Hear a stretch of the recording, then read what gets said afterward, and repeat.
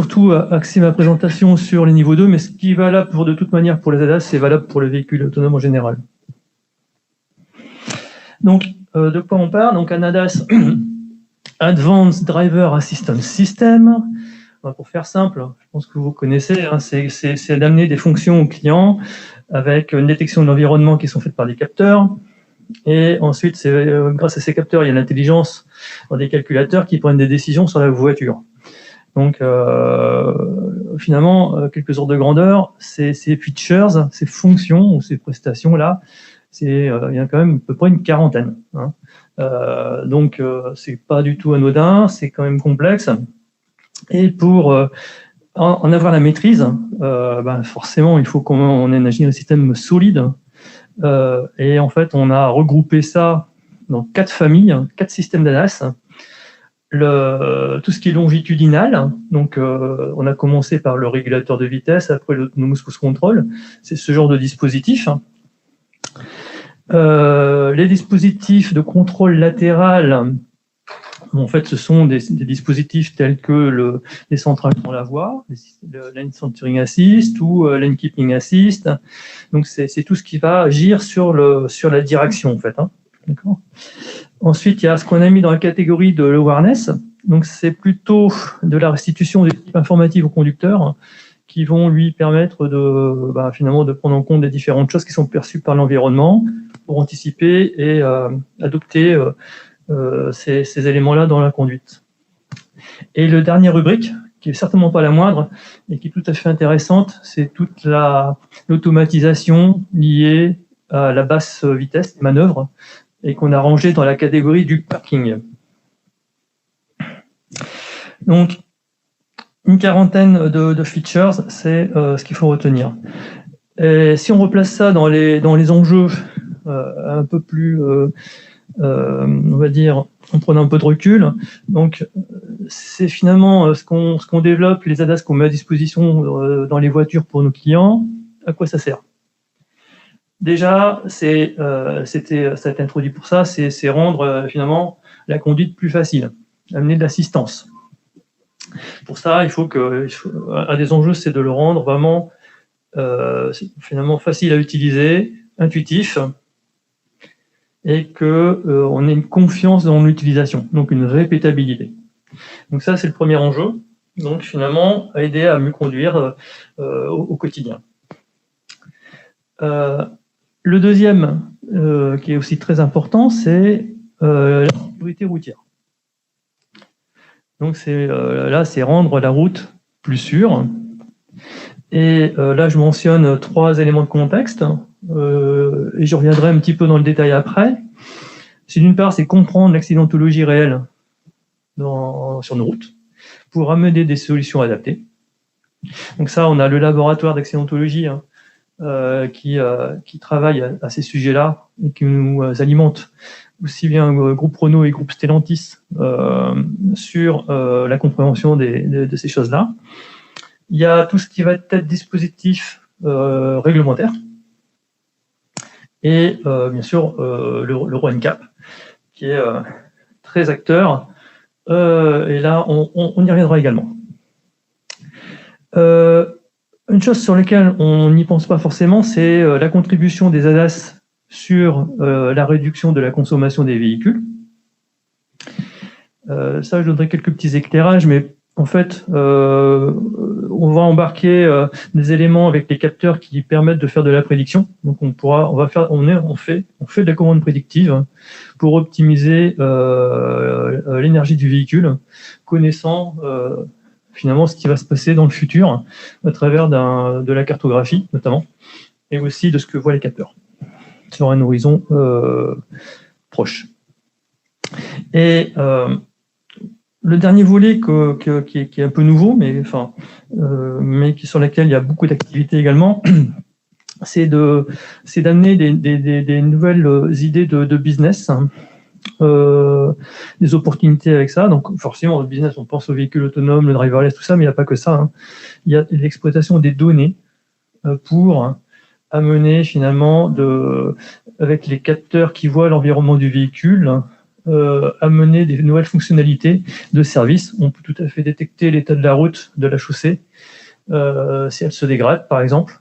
Ça, on l'a tout à fait très bien avec les caméras qui détectent les marquages au sol et qu'on peut finalement exploiter pour rendre des services beaucoup plus intéressants.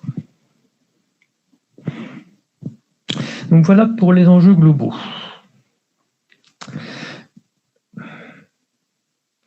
Donc, évidemment, quand je parle de longitudinal, latéral, parking, ça ne va pas forcément parler à nos clients. Donc, eux, quand on a une approche marketing des choses, ça c'est super important. Il faut qu'on puisse avoir finalement une vue marketing. Donc,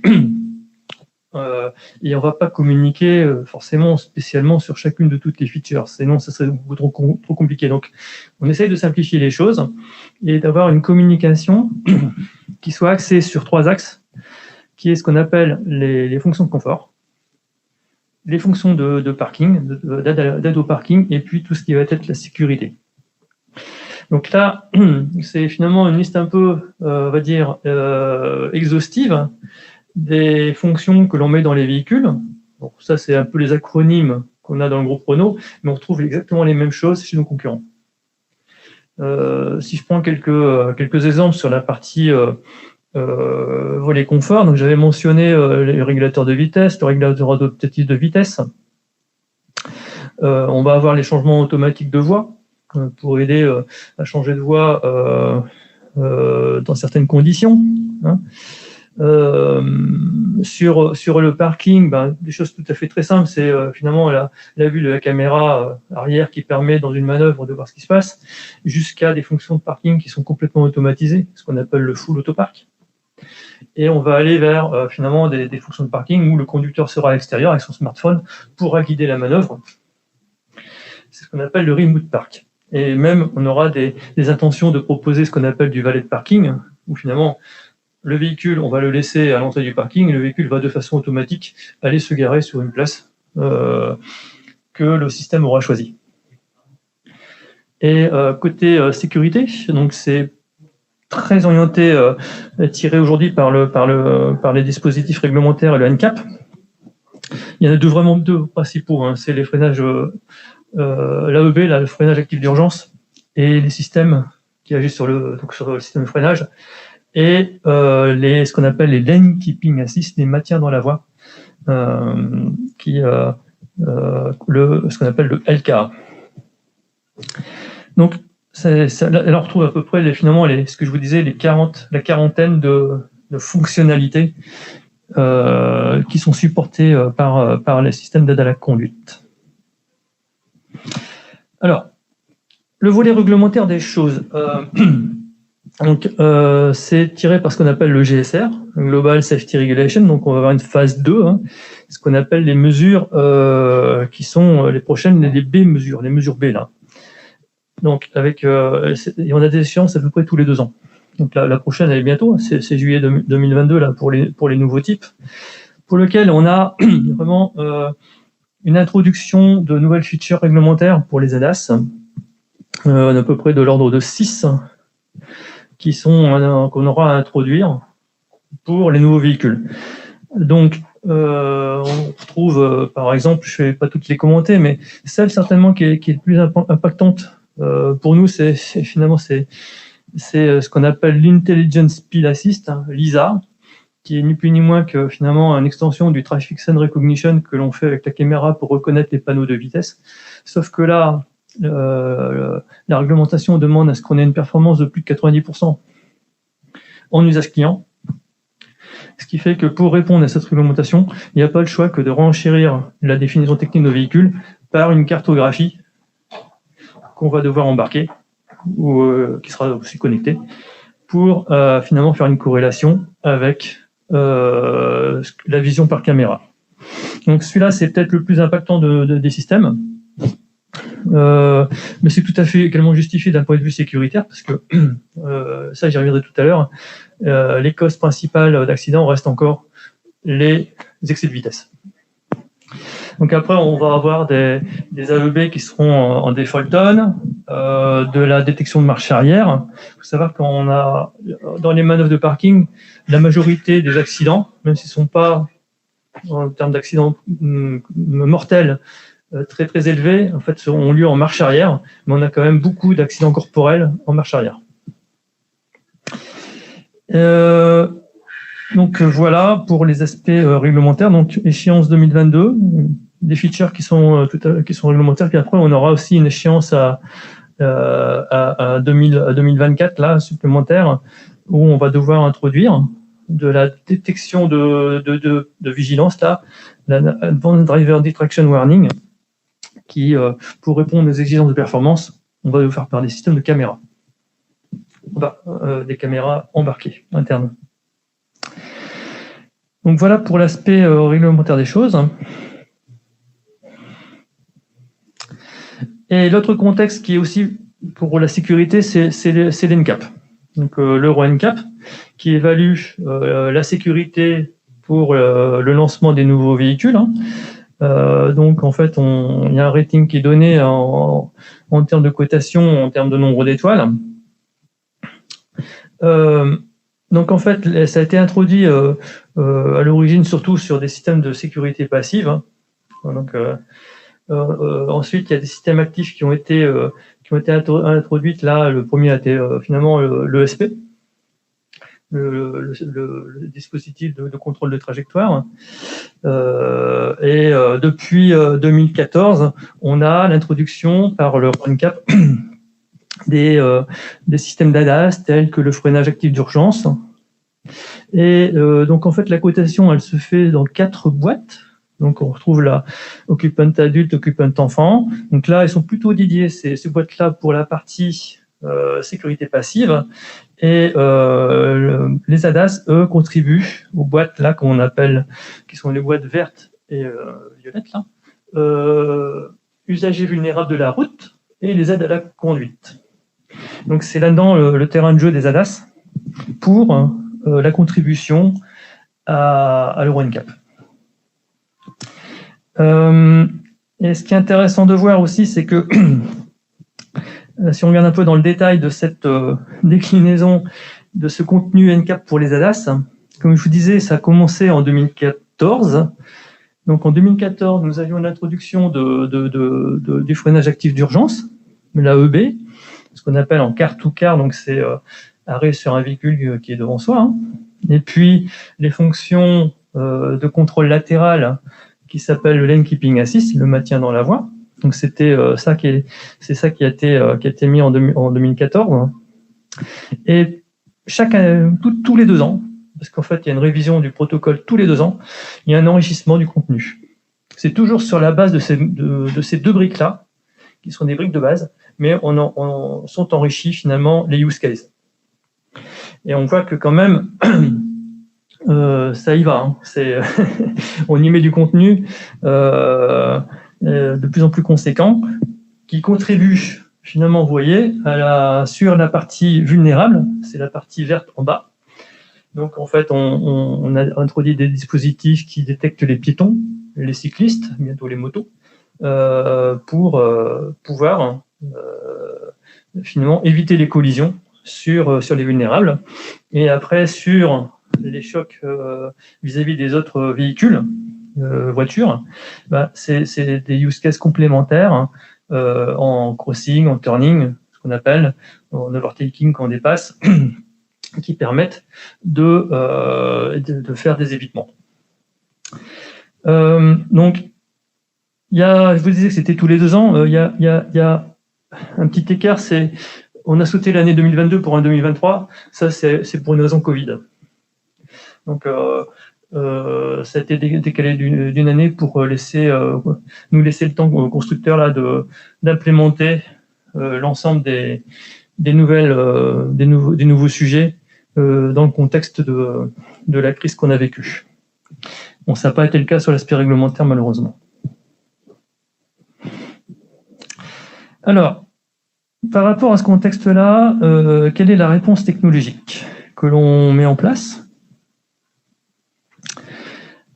En termes d'architecture d'un système ADAS, c'est ce que j'expliquais juste en introduction, c'est qu'on a des capteurs qui détectent, une intelligence qui analyse, qui comprend la scène, qui détecte les objets environnants, décide de ce qu'il faut faire, et ensuite les ordres sont envoyés aux actionneurs de la voiture. Donc ça, c'est un schéma tout à fait classique, hein, tout le monde fait ça. Bon, sur la partie détection, rien de neuf, on va dire. Ces capteurs très communs qu'on utilise, hein. Donc des ultrasons, c'était les capteurs ultrasons sont mis en place depuis très longtemps. On a introduit le radar frontal pour les fonctions d'AEB à partir de 2014-2016 dans ces années-là, pour faire aussi des fonctions d'autonomous cruise control. Ensuite, pour faire les fonctions de contrôle latéral, il faut forcément voir les marquages au sol, donc ça se fait par caméra. Donc on a introduit la caméra frontale. On a aussi, donc effectivement, il n'y a pas qu'un seul radar, on met un peu plus de radars. En général, sur un véhicule, il peut y en avoir jusqu'à 3 à 5 maintenant. Les systèmes qui travaillent sur le véhicule autonome, donc de niveau 3, voire surtout de niveau 4, hein, utilisent des technologies de LiDAR. Bien sûr, il faut qu'on puisse se localiser, il nous faut des cartographies, des maps, et puis les véhicules, comme vous l'aviez évoqué, sont forcément connectés, le seront de plus en plus.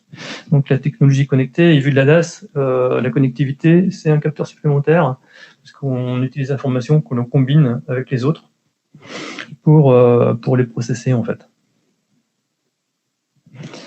Donc justement, et l'enjeu là de processer toutes ces données, ça va être la fusion des capteurs. Ça, c'est une technologie qui est pas évidente à mettre en œuvre, parce qu'on a des données capteurs qui sont asynchrones, qui sont elles correspondent pas entre elles, donc il y a des technologies qu'on met en œuvre pour essayer de dissocier tout ça, pour que la détection de l'environnement soit la plus fiable, la plus robuste possible en fait, hein. Donc ensuite avec la contrainte que ces algorithmes-là, qui sont quand même consommateurs en temps de calcul, puissent être tout à fait embarquables dans des calculateurs automobiles. Et après, les moyens d'agir sur le véhicule, effectivement, il y a les interfaces homme-machine, les IHM, donc soit visuel, soit sonore, voire haptique. C'est les 3 moyens d'action. Et puis, finalement, les actuateurs, on agit vraiment sur les 3 suivants. C'est le système de freinage, je l'ai déjà évoqué, le powertrain, puisqu'on prend le contrôle sur le powertrain pour le piloter en couple, et le contrôle de la direction. Et donc, un système d'ADAS, c'est finalement c'est constitué de la façon suivante. Donc, la fusion des données qui prend en compte les informations qui viennent des capteurs. Il y a de l'intelligence dans les capteurs, hein. Si on prend par exemple une caméra, il y a de l'IA embarqué. L'intelligence de détection, elle est bien dans le capteur, et le capteur renvoie finalement une collection d'objets à la fusion. Donc les objets, ça va être l'ensemble des objets vus dans la scène de conduite, le piéton, les marquages au sol, la détection des autres voitures, etc., les panneaux par exemple. Donc tous ces objets-là en fait sont processés au sein des capteurs, et ensuite la couche de fusion prend en compte l'ensemble des données de ces capteurs-là pour en faire une interprétation de la scène de conduite. Et évidemment, l'enjeu pour un ADAS, ça veut dire de choisir la bonne target, la bonne cible. Typiquement, quand on est sur une régulation CC, il faut bien choisir la bonne cible sur laquelle on va réguler, hein. Donc là, c'est l'enjeu de la fonction qu'on appelle la target sélection.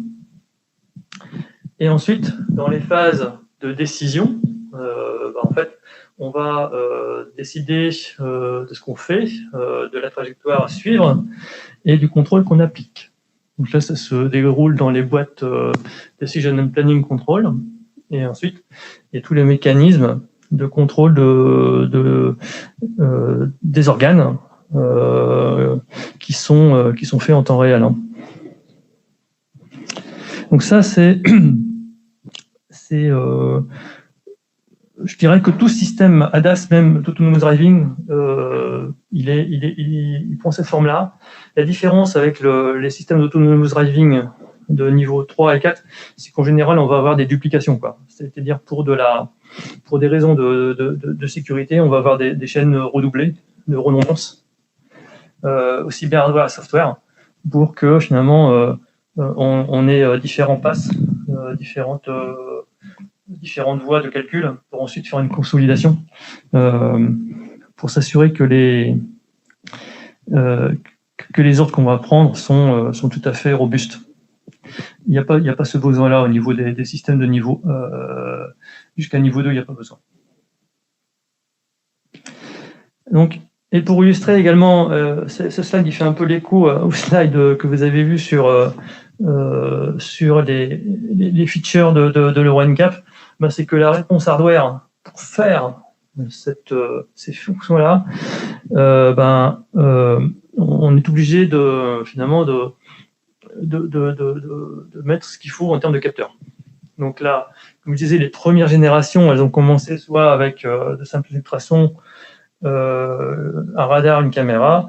Bon, maintenant, les systèmes que l'on met dans la rue sont beaucoup plus complexes en termes de définition technique, sans négliger aussi toute la partie off-board qu'il faut tenir compte pour toute la partie qui va concerner les fonctions qui sont de plus en plus connectées. Hein. Alors, parlons un peu des systèmes. Donc, je vais surtout étayer, je ne vais pas tous les passer en revue, mais je vais faire un focus sur deux d'entre eux. Donc là, vous avez une petite animation d'un système autonomous push control, vous voyez. Donc là, le radar détecte qu'il y a une cible devant. Donc ça, c'est la target sélection. Il régule la distance entre le véhicule, agit sur le frein pour reprendre la distance de consigne, donc qui est en général positionnée à 2 secondes du véhicule qui précède. Et ensuite, dès qu'on a perdu la target, hop, le système se remet à la vitesse de consigne qui avait été sélectionnée. Ça, c'est la première étape qui s'appelle ACC inline, qu'on a introduit sur déjà pas mal de nos véhicules et que l'on maintenant qu'on enrichit en use case. C'est une fonction très importante parce que c'est celle qui va nous permettre d'aller vers les niveaux d'autonomie supérieurs. Hein. Typiquement, les phases par lesquelles nous sommes passés, hein, c'est que la fonction soit disponible sur toute la plage de vitesse depuis la vitesse nulle, pour gérer les fonctions de stop and go de façon automatique quand on est en bouchon.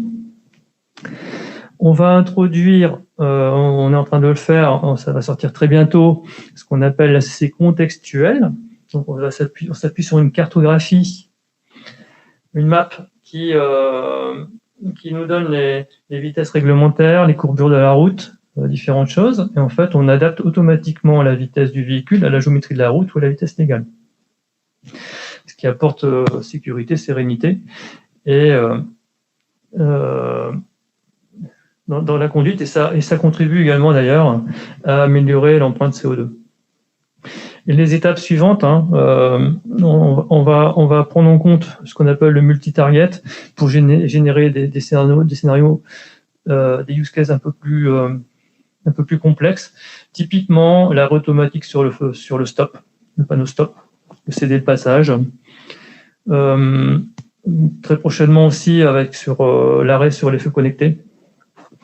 Et puis, donc forcément, là, c'est un horizon qu'on appelle le V2X, c'est tenir compte aussi d'informations qui, comme je disais, le V2X pour nous, c'est un capteur supplémentaire.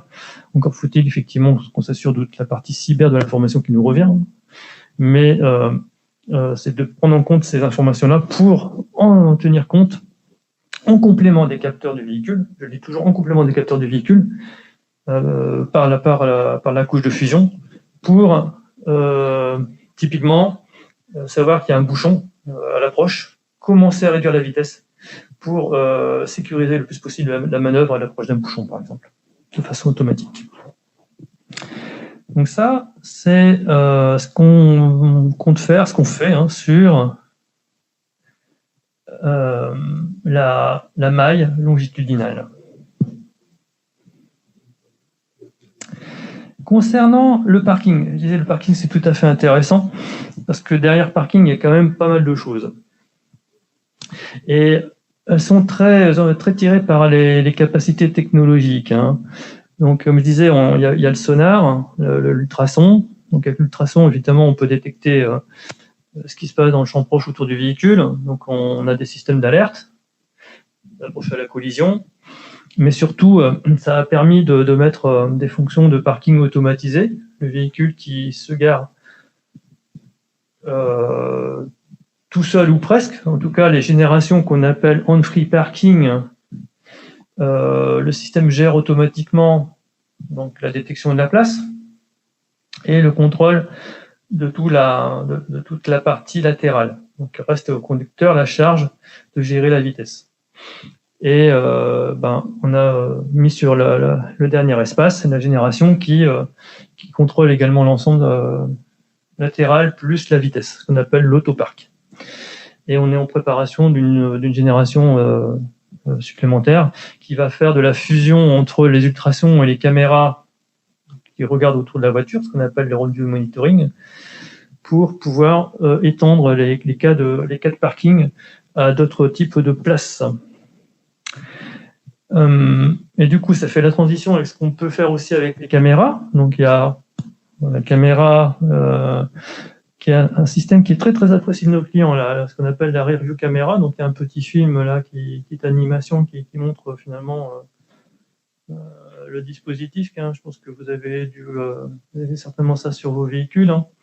Mais ça fait partie des ADAS qui sont les plus appréciés de nos clients, ça.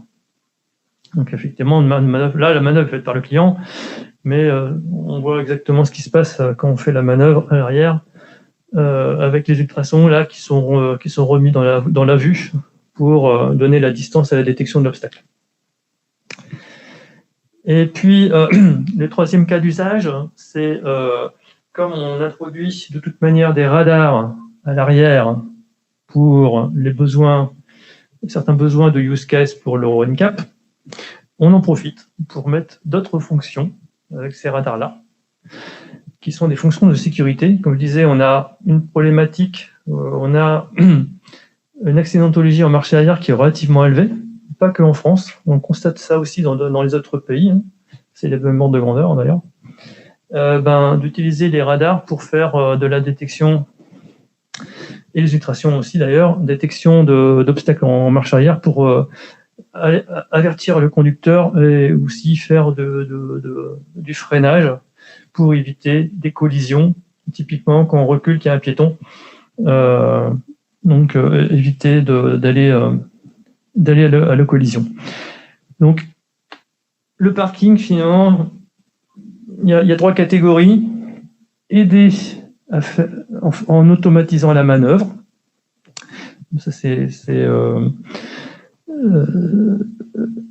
avec effectivement la disposition des capteurs, manager la manœuvre complètement ou partiellement, et puis de contribuer à la sécurité routière pour les cas que l'on a identifiés en fait. Alors, le chapitre de la validation, comme je disais, c'est le compromis entre la performance et la robustesse. Donc, la performance, c'est finalement, il faut que la fonction fasse le travail. Si on prend par exemple ici un freinage automatique d'urgence, sa fonction première, c'est de bien détecter qu'il y a un véhicule et de s'arrêter en freinage d'urgence sur le véhicule. Donc, ça, c'est vraiment... je reviens au use case de l'Euro NCAP, c'est ça qui nous tire en fait, c'est clair. C'est comme ça qu'on fait nos tests, parce qu'on ne va pas aller faire des tests sur des vrais piétons, ça ce n'est pas possible.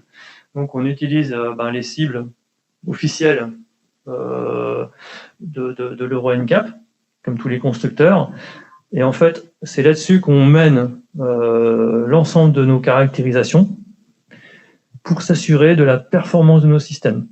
Et bien sûr, on va chercher des cas limites, on va au-delà des simples tests de RunCap pour aller chercher des scénarios de la vie réelle.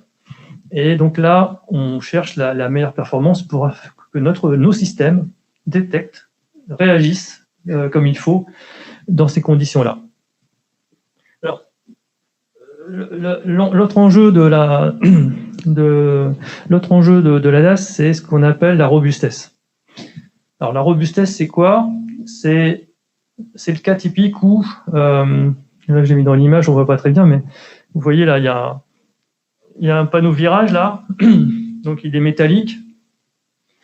Les métalliques, eh ben, c'est le cas où le radar prend ça pour une voiture et la caméra prend ça pour un objet qui pourrait être parfois, on ne sait pas trop quoi, mais il prend ça pour un objet. Et du coup, ça, c'est pris comme une target.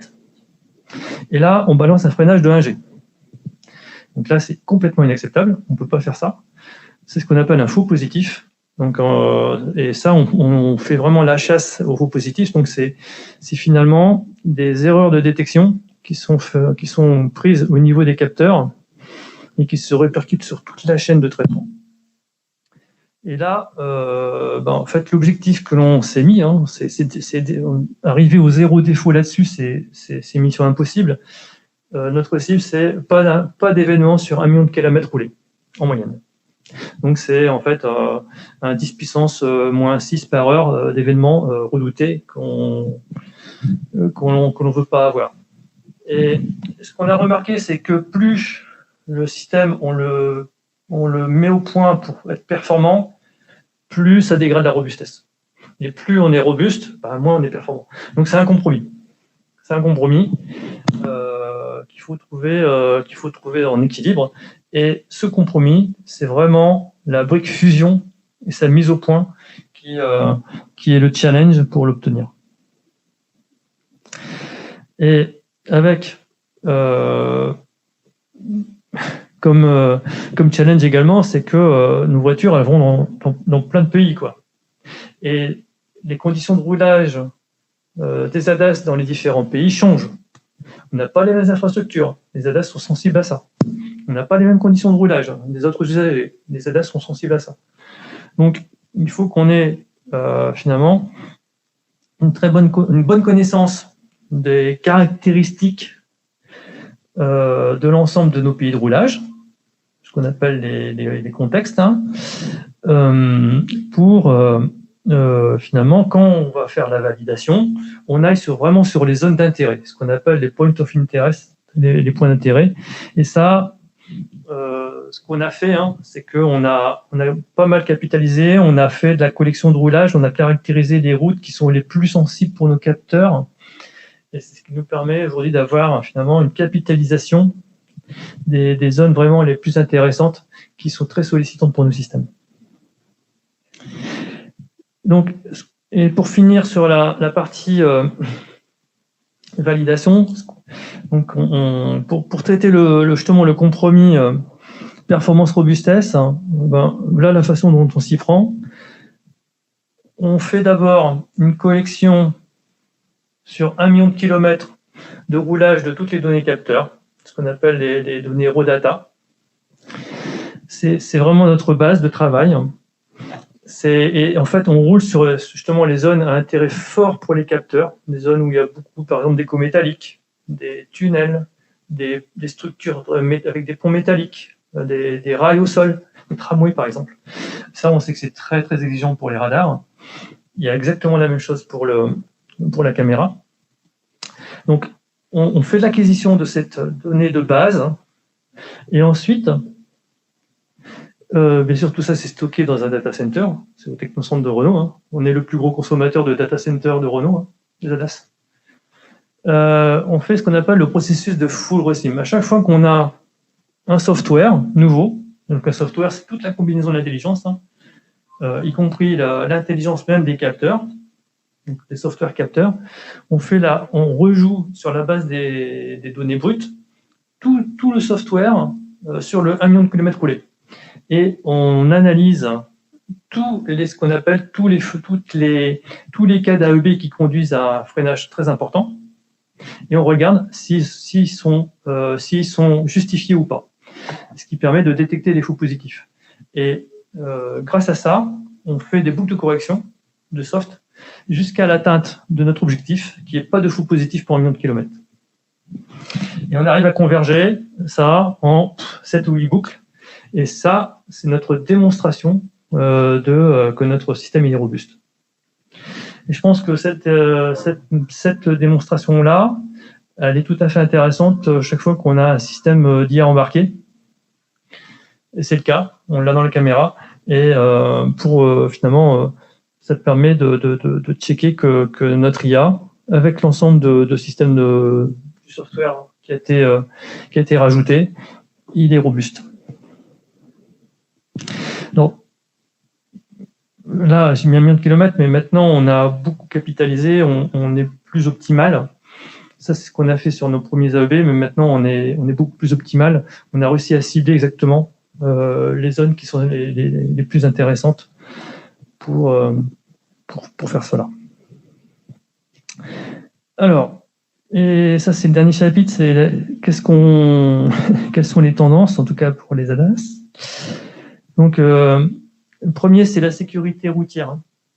On en a beaucoup parlé, et là, c'est un enjeu qui a été réaffirmé par l'entreprise Renault que les voitures Renault contribuent vraiment dans leur génétique à ça. Ça a toujours été le cas. On a été la première voiture Renault qui a fait 5 étoiles, c'est la Laguna. C'était la première voiture 5 étoiles. Et on continue de travailler là-dessus. Aujourd'hui, les 3 causes majeures de l'accidentologie en Europe, c'est quoi? C'est les vitesses, toujours les vitesses, qui ne sont pas adaptées au contexte. Et puis, c'est les conditions de conduite, les gens qui conduisent sous influence, l'alcool, les médicaments, la drogue, et puis tout ce qui va être facteur d'inattention. Le smartphone en fait partie. Hein. Et aussi les pertes de vigilance, la trottinette. Hein. Et donc, on a bien vu qu'on a tout un dispositif de fonctions qui sont des fonctions qui agissent directement sur la voiture. C'est très bien, c'est ce qu'on appelle le Safe Guardian dans notre roadmap. Mais finalement, de ce qu'on voit de l'accidentologie, c'est quand même c'est le conducteur qui est au cœur du système, quoi. Ça reste lui qui conduit. Hein. Et donc, en fait, on souhaite aussi, on le fait là, c'est de travailler à ce que nos conducteurs adoptent une conduite plus sûre à l'usage. Et ça passera par d'autres étapes qui sont plus de la prévention long terme. C'est pour ça qu'on souhaite analyser dans la voiture les habitudes de conduite en statistique, d'un point de vue statistique, ce qu'on appelle le Safe Score. Analyser comment le conducteur conduit, lui donner des conseils à l'usage pour prévenir les habitudes qui seraient à améliorer, quoi, hein, toujours dans une approche positive pour lui en tout cas et pour les autres. Et ça, c'est par l'étape Safe Coach. Donc vraiment en complément de ce qu'on a déjà fait sur tous les systèmes actifs, il faut aller au-delà. Il faut faire de la prévention et c'est ce qu'on va faire. J'ai parlé de la connectivité. Oui, la connectivité, c'est un capteur essentiel futur là pour les ADAS. Évidemment, donc on y est. Hein. En fait, on stream de la cartographie, on utilise des données. Ça, c'est les premières étapes. Ensuite, on va avoir des informations qui viennent des serveurs qui seront consolidés au sein des systèmes d'ADAS. Donc, justement, du type connaissance qu'il y a une zone d'accident, une zone de travaux, un bouchon. Et ça, on va directement prendre en compte ces informations-là, consolider ça dans la fusion, rechecker avec nos capteurs pour que on puisse anticiper, agir, informer le conducteur, et ça va améliorer la sécurité. Et après, en étape 3, qui est un peu plus long terme, là, on sera sur des sur des choses de coopérative ADAS entre les voitures, hein, justement avec les V2V, hein, les car-to-car, hein, connected car-to-car, typiquement pour faire des scénarios d'évitement. On pense très souvent au carrefour, les évitements de carrefour. Donc ça, c'est un peu plus long terme, hein, parce qu'il faut qu'on ait, du short range, du DSRC ou du PC5 comme techno. Un autre enjeu, en regard de la complexité, on peut pas tout faire, on peut pas faire toutes nos validations physiques. Ça, c'est impossible. On fait déjà une grosse partie au numérique. Il faut qu'on aille beaucoup au-delà de ça. Il faut qu'on ait vraiment des outils numériques de validation de l'ensemble dans le cycle en V de développement. Donc, la difficulté qu'on a aujourd'hui, c'est qu'on n'a pas encore de bons modèles de capteurs. Ça, c'est le point qui pêche pour vraiment avoir des modèles in the loop performants. Mais c'est vers ça qu'il faut aller. Et puis, l'autre point, c'est que il faut qu'on alimente nos simulations par des bases de scénarios. Et là, on a le projet ADSEN qui vise à créer une base commune de scénarios partagée entre différents acteurs, constructeurs automobiles, fournisseurs, pour qu'on partage les différents scénarios de conduite qui vont alimenter les scénarios de style d'autonomous driving, mais aussi d'ADAS, qui sera une référence pour la validation de nos systèmes.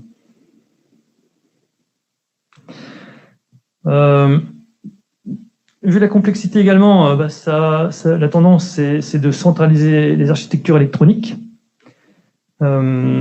Donc ça a vraiment des avantages, la centralisation de l'architecture électronique, hein, c'est de réduire le nombre des calculateurs, ça aura des impacts directement sur les câblages, sur la diversité. Et puis ça va permettre finalement d'avoir une maîtrise du software dans des calculateurs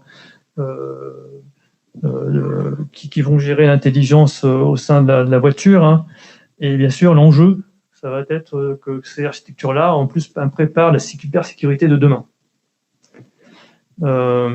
Pour que, justement, à cet horizon-là, on puisse tenir compte de l'arrivée des nouvelles technologies, en tout cas des nouvelles features, des ADAS et du véhicule autonome.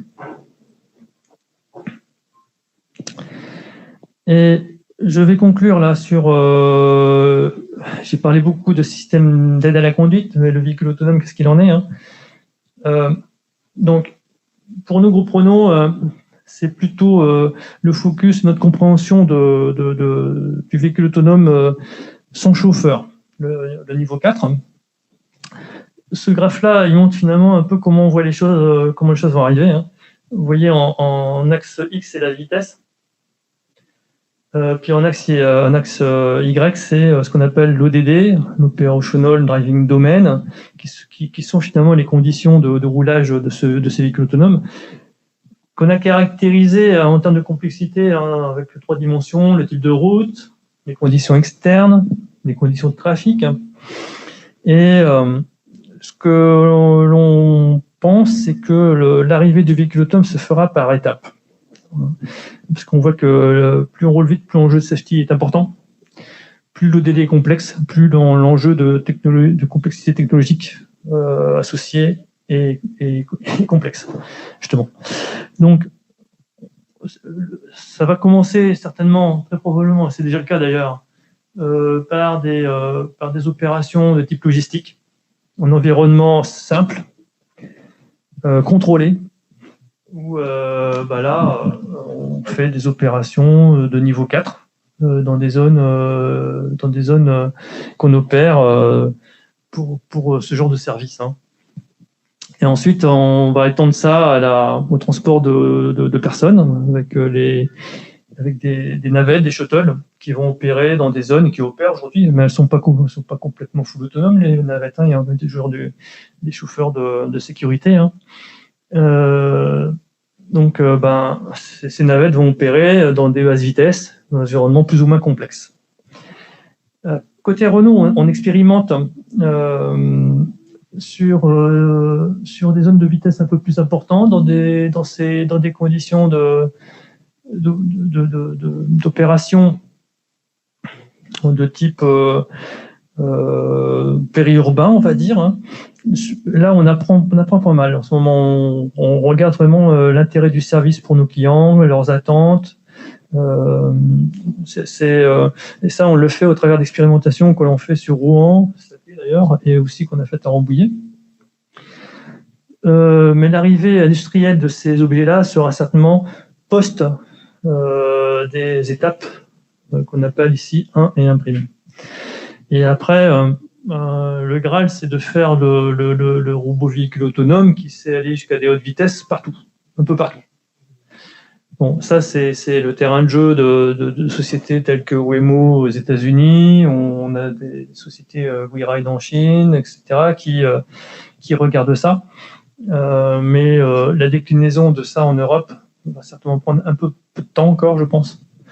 Mais il se fera après la maîtrise des étapes préliminaires de la maîtrise des basses vitesses et des ODD simples. Donc voilà, j'en ai terminé. Je vous remercie beaucoup pour votre attention. Si vous avez des questions, voilà. Ouais. Oui, la box 2, oui. Ça ouais. Super. Donc, ma question, il y avait aussi, donc je suis pas vraiment l'évolution des voitures autonomes, mais il y a des années, il y avait aussi la communication véhicule à véhicule qui était important pour des fonctionnalités et aussi la détection des situations, etc., etc. Ça pourrait aussi être quelque chose qui est partagé entre les voitures dans l'avenir. Est-ce que c'est encore la route, on fait de la recherche et on veut y aller, ou est-ce qu'on a dit, OK, il y a des legacy voitures et comme ça va jamais arriver et comme ça, on va pas continuer là, mais on va juste faire des voitures autonomes qui partagent pas vraiment les choses qu'ils font avec les autres voitures. Donc, est-ce que V2V, est-ce que c'est quelque chose qui a une influence sur ce que vous avez présenté? Oui, c'est dedans, hein. Je l'avais mis justement dans ma roadmap, là, le V2V. On le voit pas vraiment à courte échéance. Voilà, c'est ce qu'on a mis en step 3, là, le V2V, hein, hier. Ici, là, coopérative ADAS, car to car. Effectivement. Mais je pense qu'avant de faire ça, il faut qu'on maîtrise le reste avant, en fait. Et puis, c'est encore pour moi de la recherche. C'est encore de la recherche. Il faut qu'on est sur des use cases qui sont... voir ce qu'on peut en tirer comme bénéfice. Enfin, ça reste encore... Pour moi, la maturité de ça, c'est du TRL 3, en fait, aujourd'hui. Clairement. Donc, le temps de le mettre en TRL 9, je pense que c'est quelque chose qu'on envisagera pour 2030. Clairement. Mais avant, ça me paraît pas opportun. OK. Une autre question. Bon, moi, j'ai une question concernant les bases. Vous l'avez appelé ADSN pour les scénarios. Dans le monde de protocole réseau, quand on teste si un protocole est sécurisé ou non, on fait ce qu'on appelle de génération de messages, des messages de manière aléatoire pour tester le protocole. Est-ce que dans votre cas, dans le ADSN par exemple, il y a des scénarios qui sont générés automatiquement ou vous vous basez sur des scénarios réels en fait, que vous avez préenregistrés dans la base? Il y a les deux. En fait, c'est alimenté de différentes choses. Il y a des scénarios réels. En fait, il y a eu sur la base de roulages qui ont été faits, de détecter des presque accidents qui ont été enregistrés, qui ensuite sont retranscrits en termes de use case dans les bases ADSN pour faire la simulation. Ensuite, il y a, avec le lab et le César, on a de l'information sur l'accidentologie. Et en fait, sur la base d'accidents réels, c'est retranscrit en use case pour mettre ça dans la base ADSN. Troisième type d'origine, c'est la connaissance qu'on a côté constructeur sur l'ensemble de nos validations, donc, qui sont faites soit par d'expérience au physique, soit par l'expérience au numérique. Là, il peut y avoir les deux. Donc, typiquement, des scénarios de type de freinage d'urgence. Tous les scénarios qu'on utilise, qui sont basés sur ceux de l'NCAP, mais pas que, on va les mettre dans la DSN. Stellantis fait la même chose. Eux vont alimenter la base des scénarios de véhicules autonomes. Et après, il peut y avoir des scénarios inventés. Pour l'instant, il n'y en a pas. Il pourrait y en avoir. Mais en fait, ils sont issus de l'expérience de la vie réelle quand même. D'accord. Une dernière chose, dans ADAS, vous avez parlé de plusieurs capteurs et ces capteurs vont envoyer des messages, parfois sans fil, par une technologie sans fil. Est-ce que c'est le cas? Oui, en fait, oui. Mais est-ce que ces messages sont envoyés en clair? Sont envoyés en clair, hein? Oui.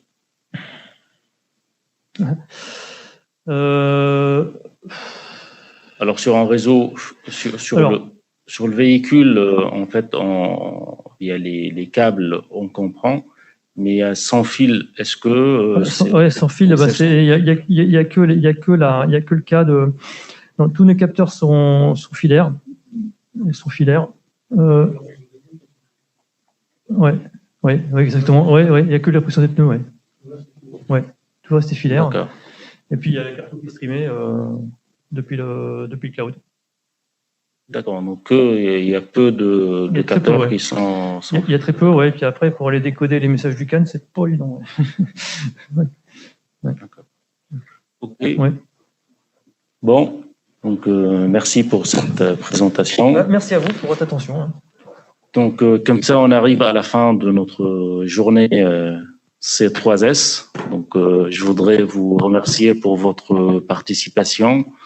Merci à toutes les présentatrices et tous les présentateurs. Et merci. Je remercie aussi Samantha Bonnet pour tout le travail qu'elle a fait et pour l'organisation. Donc merci.